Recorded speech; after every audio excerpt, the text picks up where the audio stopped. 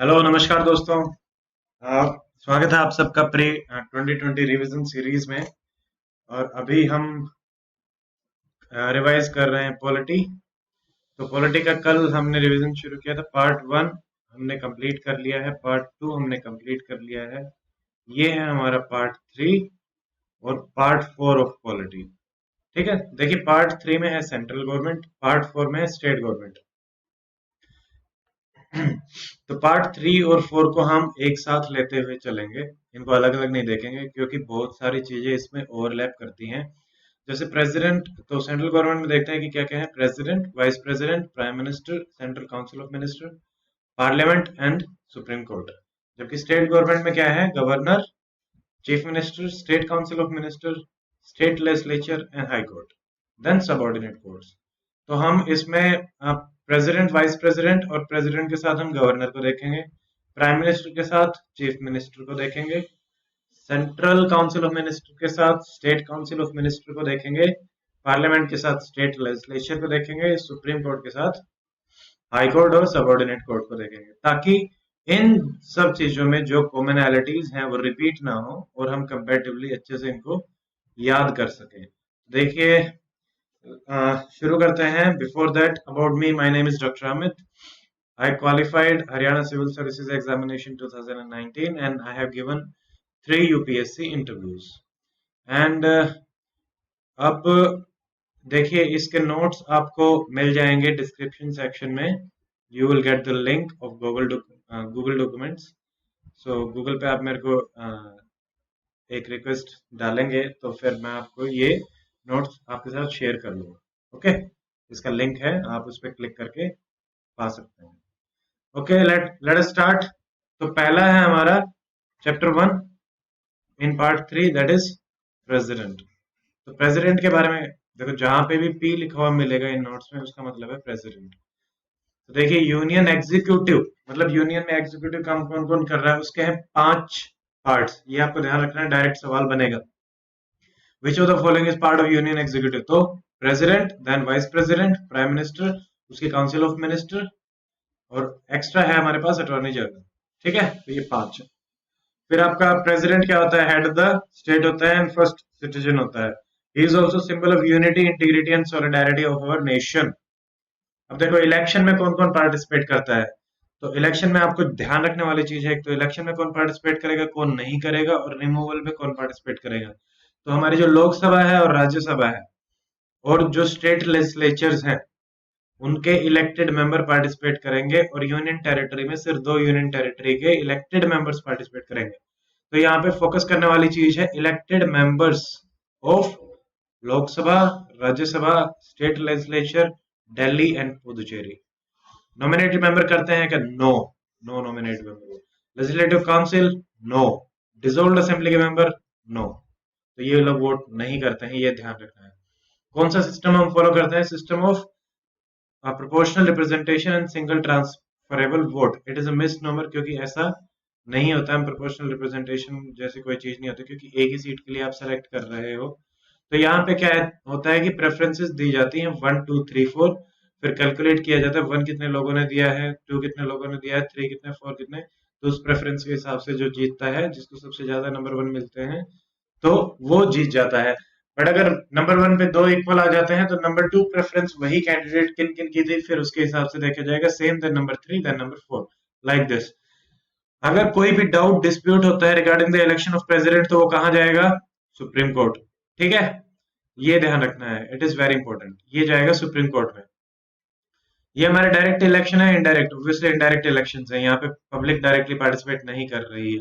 और ये indirect election हमने क्यों चूज किया है? क्योंकि हमारा प्रेसिडेंट एक नॉमिनल हेड होता है, ना कि रियल हेड। रियल हेड हमारा कौन है? Prime minister.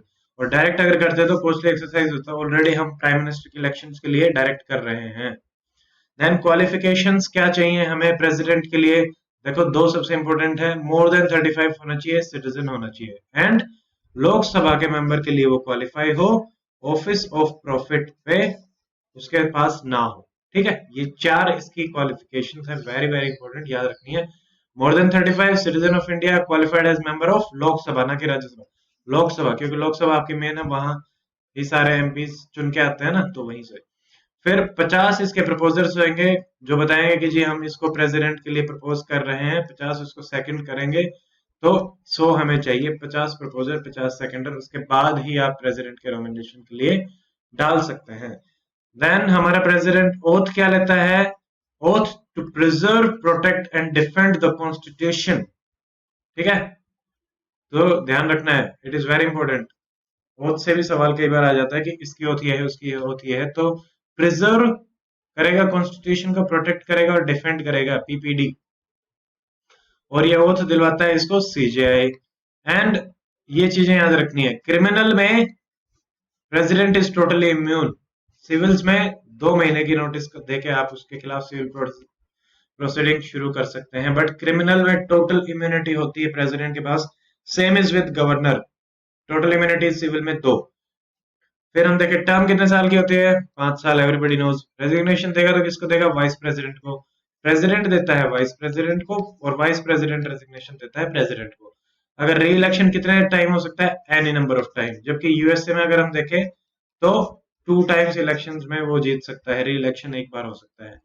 इम्पीचमेंट के लिए आप इसके इम्पीचमेंट अगर हमें हटाना है या इम्पीच करना है प्रेसिडेंट को, तो किस कंडीशन पे किया जाता है? एक ही कंडीशन दी हुई है, वायलेशन ऑफ द कॉन्स्टिट्यूशन पे ही कर सकते हो।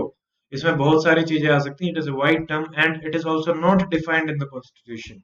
और हमारी कौन कौन सी ऐसी चीजें हैं जो नॉट डिफाइंड है, वो पहले हमारी आ चुकी हैं, जैसे कि माइनॉरिटीज, अनटचेबिलिटी, मार्शल लॉ, ये हम पहले वाले चैप्टर्स में देख चुके हैं। We have already covered part 1 and part 2। तो पार्ट 1 में फंडामेंटल राइट्स वाले चैप्टर्स में हमने इनको देखा था। तो इम्पीचमेंट का प्रोसीडिंग्स कैसे रहेगी? किसी भी हाउस में आप इसको स्टार्ट कर सकते हो, उस हाउस के 1/4 मेंबर इसको साइन करेंगे। देखो, 1/4 साइन करेंगे, फिर इम्पीचमेंट बिल आएगा, वो मेजोरिटी से पास होना है। 2/3 ऑफ द टोटल मेंबरशिप, यहाँ पे स्पेशल नहीं, स्पेशल की भी स्पेशल, टोटल मेंबरशिप का, ना कि प्रेसिडेंट वोटिंग, ये यही ही आता है प्रेसिडेंट में। वो पास करेंगे, दूसरे हाउस में जाएगा, इंक्वायरी करेगा दूसरा house. This is very important. अगर लोकसभा से प्रोसीडिंग शुरू हुई है इम्पीचमेंट की, तो राज्यसभा इंक्वायर करती है, राज्यसभा से शुरू हुई है तो लोकसभा इंक्वायर करती है। देन अगेन 2/3 आपके इसको फिर से पास करेंगे ऑफ द टोटल, और फिर उसके बाद प्रेसिडेंट आपका रिमूव हो जाएगा। आज तक हमारा एक भी प्रेसिडेंट रिमूव नहीं हुआ है, ठीक है। और इम्पीचमेंट और इसके रिमूवल में कौन कौन पार्टिसिपेट करते हैं? Only the member of parliament, चाहे वो इलेक्टेड हो चाहे नॉन इलेक्टेड हो। स्टेट लेजिस्लेचर जिन्होंने इसको इलेक्शन में पार्टिसिपेट किया था, वो यहाँ पे नहीं है। तो done by the members of parliament, इसमें दोनों आएंगे, nominated as well as elected. Nominated आपके पार्ट नहीं ले रहे हैं इलेक्शंस में, बट रिमूवल में पार्ट ले रहे हैं। और ये कि ये जो प्रेसिडेंट के रिमूवल में है, वो वाइस प्रेसिडेंट के इलेक्शन में है। ये चीज ऐसे याद रखनी है, वाइस प्रेसिडेंट के इलेक्शन में nominated as well as elected of parliament participate करते हैं। That is it. फिर कितने महीने का? 6 मंथ्स टाइम्स फॉर इलेक्शन दिया जाता है। अगर प्रेसिडेंट को रिमूव किया जाता है, 6 महीने में आपको इलेक्ट करना पड़ेगा। और इस दौरान आपका प्रेसिडेंट की जगह ले लेता वाइस प्रेसिडेंट, वो नहीं है तो सीजीआई, और सीजीआई नहीं है तो सीनियर मोस्ट जज। एक बार सीजीआई भी आपके प्रेसिडेंट बने थे, tell me in the comment section उनका नाम क्या था। ठीक है, ये हो गया इनके रिमूवल का प्रोसीजर, हमने देख लिया अपॉइंटमेंट, रिमूवल और ये सब। अब हम देखते हैं पावर्स क्या क्या है आपके प्रेसिडेंट के पास। ये सवाल डायरेक्ट आते हैं यूपीएससी प्रिलिमिनरी परीक्षा में, तो ये आपको ध्यान रखने हैं। सारे की सारी जितनी भी चीजें करी जाती है यूनियन में, तो वो सारे के सारे किसके नाम पे करी जाती हैं? प्रेसिडेंट के नाम पे, ये आपको ध्यान रखना है। तो बेसिकली किसका नाम चलेगा? प्रेसिडेंट का। सारे पावर किसके नाम पे होंगे? प्रेसिडेंट के। तो देख लो, जितनी भी आएंगी सबके सब दे देनी इसको। एग्जीक्यूटिव पावर होती है इसके पास, all government action in his name, very important. ये अपॉइंट करता है प्राइम मिनिस्टर को, काउंसिल ऑफ मिनिस्टर को, attorney general, CAG, election commission, UPSC, governors, finance commission, ST OBC commission, interstate council. तो ये आपका ध्यान रखना है। ये डायरेक्टली एडमिनिस्टर करता है यूटीज को, ठीक है, थ्रू एडमिनिस्ट्रेटर भी होते हैं, और ये डायरेक्टली भी करता है। और हमारा president can declare scheduled areas कौन कौन से होंगे, वो भी आपका डिक्लेयर कर सकता है। तो ये हो गई है हमारी एग्जीक्यूटिव पावर। लेजिस्लेटिव पावर क्या है? देखो, लेजिस्लेटिव मतलब लेजिस्लेटिव, आपके कानून बनाने से संबंधित जो पावर होगी, वो कानून बनाती है पार्लियामेंट। तो पार्लियामेंट को सम्मन करेगा, प्रोरोग करेगा, एड्रेस करेगा। शुरू में सबसे पहला एड्रेस ही प्रेसिडेंट का होता है। सम्मन मतलब स्टार्टिंग में कि भाई आप शुरू करो, प्रोरोग मतलब रोकने के लिए, एड्रेस मतलब पहले आए हो तो एड्रेस करोगे, फिर ये नॉमिनेट करता है राज्यसभा लोकसभा में। ये बहुत इंपॉर्टेंट है, कितने कितने होंगे। लोकसभा में इलेक्टेड आते हैं तो नॉमिनेटेड सिर्फ 2, राज्यसभा में सारे इनडायरेक्टली इलेक्टेड आते हैं तो नॉमिनेट ज्यादा हो रहे हैं 12। तो यहाँ पे किस किस फील्ड से हैं, एएलएस, ए आर्ट लिटरेचर सोशल साइंस, ठीक है, इन सब से आता है, साइंस एंड सोशल साइंस, तो इनसे आएगा। और अगर इसमें कोऑपरेटिव सोसाइटी ऐड कर दे तो गवर्नर जो नॉमिनेट करता है स्टेट लेजिस्लेटिव काउंसिल में वो आ जाएगा। ठीक है, ये यहाँ पे 4 फील्ड है, वहां पे एक फील्ड एक्स्ट्रा हो जाता है। तो ये हमारे हो गए, नॉमिनेट कर रहा है। डिस्क्वालिफिकेशन ऑफ एमपी भी डिसाइड करता है इलेक्शन कमीशन से कंसल्ट करके, अगर वो पाए जाते हैं आरपीए के वायलेशन में या अदर मैटर्स में, तो डिस्क्वालीफाई कौन करता है, आपका प्रेसिडेंट। बट 10th शेड्यूल यानी हमारा एंटी डिफेक्शन लॉ में अगर कोई डिस्क्वालीफाई हो रहा है तो उसको कौन करेगा, प्रिजाइडिंग ऑफिसर। ये ध्यान रखना है, ये गड़बड़ है। प्रायर परमिशन चाहिए होती है कुछ बिल्स के लिए, तो बिल से रिलेटेड आ गया तो लेजिस्लेटिव पावर, प्रायर परमिशन चाहिए। फिर इसके पास 3 ऑप्शन होते हैं बिल को, या तो गिव द कंसेंट, या विदहोल्ड, या रिटर्न। अगर रिटर्न कर दिया तो दोबारा से पास होके आएगा और दोबारा से फिर इसको कंसेंट देना ही देना पड़ेगा। एक ही बार आप रिटर्न कर सकते हो, कंसेंट दे दिया ठीक है, विदहोल्ड कर लिया नहीं दिया, रिटर्न कर दिया वापस से तो एक बार पास होके फिर से आएगा तो कंसेंट देना ही पड़ेगा, मस्ट है। सेम कॉन्स्टिट्यूशनल अमेंडमेंट बिल में अगर वो पास होके आता है तो प्रेसिडेंट को मस्ट होता है देना। इसी तरह स्टेट लेजिस्लेटिव के कुछ बिल्स हैं वो रिजर्व करे जाते हैं, ठीक है, प्रेसिडेंट के एसेंट के लिए। उनको ये any number of time return कर सकता है, यहाँ पे एक नहीं होता, ठीक है, ये ध्यान रखना है। देन ऑर्डिनेंसेस जो प्रोमलगेट होते हैं वो प्रेसिडेंट करता है, 6 वीक्स इनकी लाइफ होती है, जबकि 6 महीने आप जो रीअसेंबली होती है वो मैक्सिमम 6 महीने हो सकती है हाउस की। तो मैक्सिमम लाइफ जो ऑर्डिनेंस की वो हो सकती है 6 week plus 6 month. In ordinary circumstances life of ordinance is 6 weeks, ये याद रखिए। और ले ये जो रिपोर्ट्स होती हैं कैग की, यूपीएससी की, फाइनेंस कमीशन की, ये किसके बिफोर आती हैं, पार्लियामेंट के बिफोर, थ्रू प्रेसिडेंट। ठीक है, president lays report of CAG, UPSC and finance commission before the parliament. ये जहां पे हमें मिलेगा, this symbol is for parliament. ठीक है, ओके देन नेक्स्ट। अब फाइनेंशियल पावर क्या क्या है, देखो फाइनेंशियल मतलब मनी बिल से रिलेटेड, मनी बिल इसके कहने से आता है, prior permission, annual financial statement, demand for grant president से आते हैं, कंटिजेंसी फंड में प्रेसिडेंट, फाइनेंस कमीशन को प्रेसिडेंट करेगा अपॉइंट। तो ये होगी हमारी फाइनेंशियल पावर। अब जुडिशियल पावर क्या क्या है, यानी जजेस जो अपॉइंट होते हैं, सीजेआई, जजेस of supreme court, high court, ये अपॉइंट होते हैं, ट्रांसफर में रोल होता है। देन आर्टिकल 143 थ्रू प्रेसिडेंट जाता है। देखो इसको मैंने ट्रिक कैसे किया था, 143 हम बचपन में करते थे, आई लव यू की ट्रिक होती थी। तो आप प्रपोज कर रहे हो तो क्या है कि आ, ये अपना प्रेसिडेंट है, ये हमारा सुप्रीम कोर्ट है, प्रेसिडेंट को कुछ एडवाइस चाहिए, फूल लेके सुप्रीम कोर्ट के पास गया कि मुझे इस बारे में एडवाइस दो, तो वो जाता है आर्टिकल 143 के अंतर्गत। ठीक है, सिली ट्रिक बट याद रह जाता है। तो 143 के अंदर एडवाइजरी जो रोल होता है वो होता है, जुरिस्डिक्शन जो इसका होता है वो इसके थ्रू आएगा। ठीक है, देन इसके पास पावर क्या होते हैं जुडिशियल में, पार्डन, पूरी की पूरी सजा माफ कर सकता है, रिप्राइव, रिस्पाइट, रेमिशन। ठीक है, रिस्पाइट और रिप्राइव ये दोनों थोड़े से कंफ्यूजिंग है। रेमिशन मतलब तो जैसे मैथ्स में रेमिशन पढ़ते थे, कुछ कम कर दी जाएगी, मान लो 7 साल की है 5 साल कर दी, या 5 की है तो 3 कर दी। ठीक है, तो ये, और रिस्पाइट ये यहाँ पे हमारे आगे आएंगे तब हम इसको डिटेल में देखेंगे। इसमें स्पेशल कंडीशंस में आप सजा करते हैं कम, और रिप्राइव में सस्पेंड करते हैं थोड़े टाइम के लिए। ठीक है, देन ये आपके कौन कौन से कानूनों के लिए जुडिशियल पावर्स हैं, पार्डन और इन सब की प्रेसिडेंट के पास, यूनियन का कोई कानून है तो है, कोर्ट मार्शल कोई है तो है, या कोई डेथ सेंटेंस है तो है। डेथ सेंटेंस को पार्डन करने का सिर्फ और सिर्फ प्रेसिडेंट के पास होता है, डिक्रीज तो गवर्नर भी कर सकता है, बट पार्डन अगर करनी है तो ओनली प्रेसिडेंट। यहाँ पे ये गड्ढा है, गवर्नर के साथ आपकी कैसे वेरी कर रही है पावर, ये याद रखना है। ऐसे ही हमें याद रखनी है कंपैरिजन करके। यूनियन के लॉज रहेंगे, कोर्ट मार्शल रहेगा, गवर्नर में कोर्ट मार्शल नहीं रहेगा, यूनियन लॉज की जगह स्टेट लॉज आएंगे, दैट्स इट। डेथ सेंटेंस नहीं आएगा पार्डनिंग में। फिर जो डिप्लोमेटिक रिलेशंस है, इंटरनेशनल ट्रीटीज हैं, वो सारी की सारी प्रेसिडेंट के नाम पे साइन होती हैं। मिलिट्री में हमारा सुप्रीम कमांडर कौन है? प्रेसिडेंट। वैसे तो हमारे आर्मी चीफ, नेवी चीफ और ये होते हैं, बट सुप्रीम कमांडर हमारा होता है प्रेसिडेंट। देन इमरजेंसी के जो प्रोविजंस हैं 352, 6 और 60, ये डिटेल में हम इमरजेंसी वाले चैप्टर में देख चुके हैं। ये सारे के सारे कौन लागू करेगा? प्रेसिडेंट। फिर हमें हमारे पास प्रेसिडेंट के पास होती हैं वीटो पावर्स। वीटो मतलब रोकने की पावर। तो वीटो पावर चार तरीके की होती हैं, ये हम देखते हैं। देखो, सबसे पहले तो ये याद रखना है कि मनी बिल को आप रिटर्न नहीं कर सकते, कैन नॉट बी रिटर्न, चाहे वो स्टेट का हो, चाहे वो पार्लियामेंट की तरफ से, लोकसभा से आया हो, मनी बिल को रिटर्न नहीं किया जाएगा। तो हमारे पास चार कौन कौन सी टाइप की विटोज हैं? एब्सोल्यूट विटो, एब्सोल्यूट मतलब बिल्कुल ही पूरी। विद होल्ड कर दिया तो बिल यहाँ पे खत्म हो जाएगा, एब्सोल्यूट विटो बिल्कुल खत्म कर दिया। देन है हमारे पास क्वालिफाइड विटो।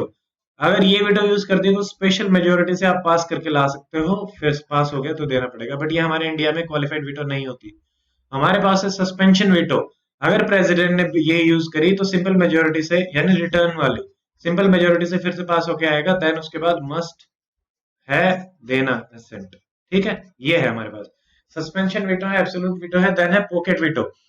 पॉकेट विटो क्या होती है? बेसिकली इट इज लाइक आपने पॉकेट में बिल डाल लिया और ये नहीं बताया कि आप इसके साथ क्या करेंगे, तो वो वहां पे पेंडिंग पड़ा रहता है। एंड गजब की चीज ये है कि प्रेसिडेंट इनफाइनाइट पीरियड के लिए उसको पॉकेट विटो को यूज कर सकता है, कोई टाइम लिमिट नहीं दे रखी है, जबकि यूएसए में ये टाइम लिमिट होती है 10 डेज। 10 डेज में नहीं किया तो मान लिया जाता है कि इट इज फास्ट। फिर क्या कॉन्स्टिट्यूशनल अमेंडमेंट बिल में हमारे पास कोई वीटो है? No, none. ठीक है, इसमें सब कुछ नो नो ही है। प्रेसिडेंट का कोई अप्रूवल चाहिए पहले आने के लिए? नो। क्या ज्वाइंट सिटिंग हो सकती है? नो। क्या विदहोल्ड कर सकता है एसेंट को? नो। मस्ट है यहाँ पे एसेंट देना, अगर एक बार पास होके आ गया है तो। ठीक है, फिर हमारे पास है ऑर्डिनेंस की पावर। ऑर्डिनेंस की पावर हमारी होती है 1 2 3 में, 1 2 3। ठीक है, अब गवर्नर की जो ऑर्डिनेंस की पावर होती है 1 2 3 को थोड़ा सा उल्टा कर दो, 2 1 3। और फिर हमारे पास होता है 3 1 2। 3 1 2 होता है ऑल इंडिया सर्विसेज। और 1 2 3 है ऑर्डिनेंस पावर ऑफ प्रेसिडेंट, 2 1 3 है ऑर्डिनेंस पावर ऑफ गवर्नर। तो ये यूज कब करता है प्रेसिडेंट? जैसे जब भी हमारा पार्लियामेंट सेशन में नहीं होता, during the recess of the parliament, और सिर्फ अर्जेंट मैटर्स में वो सेटिस्फाई होना चाहिए कि हाँ भाई अर्जेंट मैटर है, तभी यूज करेंगे। और इसकी चार लिमिटेशंस है, क्योंकि पार्लियामेंट अगर सेशन में नहीं है और हमें इमीडिएटली कोई बिल लाना पड़ गया, कोई लॉ बनाना पड़ गया, तो उस कंडीशन में आपको कोई ना कोई प्रोविजन होना चाहिए, तब ये हमारे ऑर्डिनेंस पावर आती है। ये बहुत ही रेयरली यूज करने के लिए रखा गया था, but now it has become a common practice. तो इसमें लिमिटेशन क्या है कि व्हेन वन और बोथ द हाउसेस में से कोई भी सेशन में नहीं है तो president must be satisfied. Judicial review कर सकते हैं कि उसका उसका यस कर सकते हैं, ये आया था कॉपर केस से, वेरी इंपॉर्टेंट, जुडिशियल रिव्यू कर सकते हैं। एंड इट इज को एक्सटेंसिव विद पार्लियामेंट के लेजिस्लेटिव पावर, ऐसा नहीं है कि उससे अलग है, उसे से ही है। Time period 6 week, time from the reassembly. और रीअसेंबली में हमारा मैक्सिमम टाइम क्या हो सकता है? 6 महीने का। तो कितनी है हमारी लाइफ? 6 weeks plus 6 months. ठीक है, ये ध्यान रखना है। ये डिस्क्रिशनरी नहीं है। क्यों? क्योंकि डिस्क्रिशनरी पावर क्या होता है कि बिना एड और एडवाइस के अगर आप काम करोगे तो वो डिस्क्रिशनरी है। It is not discretionary, it is only on the advice of council of minister. और वो किसी भी टाइम पे can withdraw the ordinance any time. ठीक है, ऐसा मन करेगा तभी विड्रॉ कर लेगा। और ये रिट्रोस्पेक्टिव भी हो सकता है, अगर सिविल या टैक्स के मैटर्स में है तो ये बैक डेट में भी जा सकता है। क्रिमिनल मैटर्स में कोई लॉ रिट्रोस्पेक्टिव नहीं हो सकता है। कॉन्स्टिट्यूशन को अमेंड कर सकते हैं और नहीं कर सकते। कॉन्स्टिट्यूशन अमेंड करने का एक ही तरीका है, दोनों हाउसेस से पास हो, कंप्लीट मेजोरिटी, स्पेशल मेजोरिटी से पास हो, 2/3 present in voting, more than 50% membership. DC Wadhwa case में क्या कहा था कि ordinance power cannot be use as a substitute for legislative power, जो कि अभी हो रहा है। अब जो 5 हमने देखे थे उनको फिर से देख लेते हैं। पार्डन मतलब टोटल ऑफ, कंप्लीटली पूरी की पूरी ही माफ कर दी। कम्यूट, कम्यूट मतलब substitute with the lighter punishment. ठीक है, हार्ड पनिशमेंट थी उसको लाइटर से कर दिया, टाइम पीरियड उतना ही रहा। रेमिशन, जैसे बिल पे करते हैं हम रिड्यूस, तो रिड्यूस द पीरियड। डिस्पाइट और रिस्पाइट, रिस्पाइट को याद रखना है। रिस्पाइट मतलब डिस्पाइट बीइंग प्रेग्नेंट, उसको जेल में डाल दिया, पर उसके लिए हमारे पास एक सॉल्यूशन है, क्या, उसको रिड्यूस करो। तो रिस्पाइट में डिस्पाइट बीइंग प्रेग्नेंट, रिप्राइव में स्टे लगा दिया फॉर टेम्परेरी पीरियड। तो ये भी advice of council of minister पे ही होगा आर्टिकल 72 के तहत, वैसे नहीं होता है। और गवर्नर जो हमारा है only for the state laws, ठीक है, and can not pardon death, ये दोनों फर्क है, बाकी सब सेम है। जुडिशियल रिव्यू हो सकता है, यस हो सकता है, सबका हो सकता है।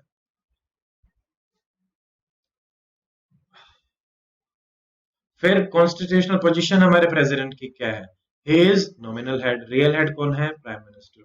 सेरेमोनियल डिवाइस और सील, भीमराव अंबेडकर जी ने बोला था, ऐसा सवाल मेंस में आ सकता है। Advice of council of minister पे काम करेगा, can ask them to reconsider, but एक ही बार, ठीक है। कोई कॉन्स्टिट्यूशनल डिस्क्रिशन हमारे प्रेसिडेंट के पास नहीं होता, सिचुएशनल डिस्क्रिशन होते हैं 3, कॉन्स्टिट्यूशनल नहीं होता। गवर्नर के पास ये होता है, ये यहाँ पे डिफरेंस होगा, ये हम देखेंगे। तो सिचुएशनल डिस्क्रिशन कहाँ कहाँ होता है? आपको अपॉइंट करना है प्राइम मिनिस्टर, जब क्लियर मेजोरिटी नहीं है तो प्रेसिडेंट जिसको चाहे उसको बुला के अपॉइंट कर सकता है, अगर क्लियर मेजोरिटी नहीं है तो। फिर अगर काउंसिल ऑफ मिनिस्टर हमको डिसमिस करनी है, अगर नो कॉन्फिडेंस मोशन पास हो गया तब तो काउंसिल ऑफ मिनिस्टर डिसमिस करनी पड़ेगी, वहां पे आपके पास डिस्क्रिशन, आप कर सकते हो, नहीं भी कर सकते, अगर अल्टरनेटिव फॉर्म ऑफ गवर्नमेंट दिख रहा है तो कर सकते हो, वरना रहने भी दे सकते हो। फिर आपको डिसोल्व कर डिसोल्यूशन ऑफ लोकसभा, अगर काउंसिल ऑफ मिनिस्टर ने मेजोरिटी लॉस कर दिया तो प्राइम मिनिस्टर के अपॉइंटमेंट में dismal of the council of minister and dissolution of the Lok Sabha, ये 3 सिचुएशनल डिस्क्रिशन है जो हमारे प्रेसिडेंट के पास हैं। ये तीनों के तीनों गवर्नर के पास भी होंगे, बट गवर्नर के पास कुछ कॉन्स्टिट्यूशनल डिस्क्रिशन भी होंगे, वो हम देखेंगे गवर्नर वाले चैप्टर में। तो ये हमारा प्रेसिडेंट का चैप्टर कंप्लीट होता है। अब हम नेक्स्ट गवर्नर वाला चैप्टर अलग से ही करेंगे, जल्दी से वो कंप्लीट हो जाएगा, छोटा रहेगा। मैं हर चैप्टर की अलग वीडियो ही बना रहा हूँ ताकि कोई कंफ्यूजन ना हो। So that's it for this lecture.